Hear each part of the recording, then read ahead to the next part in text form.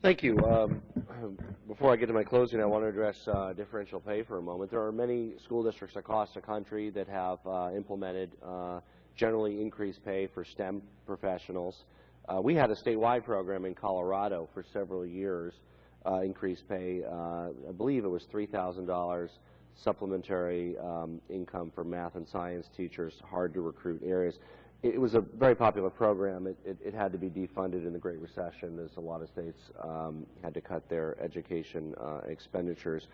Certainly, I would have interest, and if there's any of my colleagues across the aisle that would, in a federal pilot program to support teachers and supplement salaries in STEM fields, particularly in areas that it's hard to recruit teachers that serve impoverished kids. That could be a very high leverage way to use our limited federal dollars to help ensure that particularly STEMs teachers are able to work and support their families in very challenging work environments. So I think that's an area where hopefully initiatives will continue to move forward at the local level.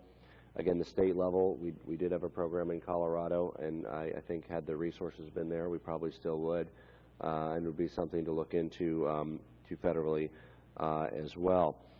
I want to thank our witnesses for their testimony and for sharing some really terrific expertise on how school districts, states, and the federal government, and as well as teacher training institutions can work together to better prepare teachers so they can thrive in the classroom. I want to address the professional development piece. The teacher preparation piece, of course, absolutely critical, and we're talking about actually looking at output-based indicators. We've had a similar issue with regard to professional development. It's not the teacher entering the classroom after preparation is in no way, shape, or form as fully developed as they will be over time with professional development. Districts, the federal government, states all invest in professional development. How do we also see, or do you have any examples of how this revolution in data and outcome-based measurements can also influence the effectiveness of teacher preparation programs to improve the quality of teachers in the classroom? Who would like to address that? Dr. Gist? Sure. I think one of the exciting things that has happened in our rollout of our new educator evaluation systems is the connection between that work and professional development. We have for too long in our profession had these blanket, everybody go to a certain building and everyone gets the same professional development. It may or may not be something that you need and or are interested in.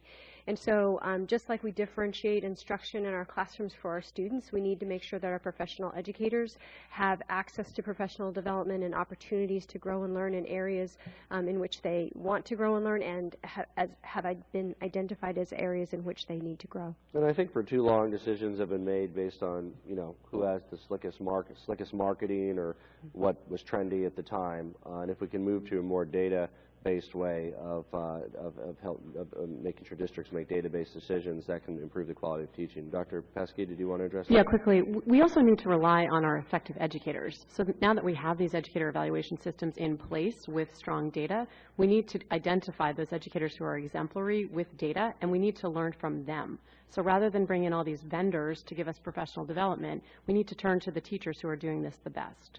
I look forward to soon introducing the Great Teachers and Leading for Great Schools Act, which will revamp Title II of the Elementary and Secondary Education Act to focus on intensive job-embedded professional development with transparency and outcome-based indicators.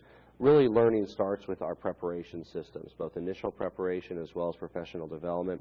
Teachers need pre-service opportunities to explore new strategies, the opportunities to work together, sharing teaching strategies, engaging in meaningful and continuous professional work and development as they proceed through their careers.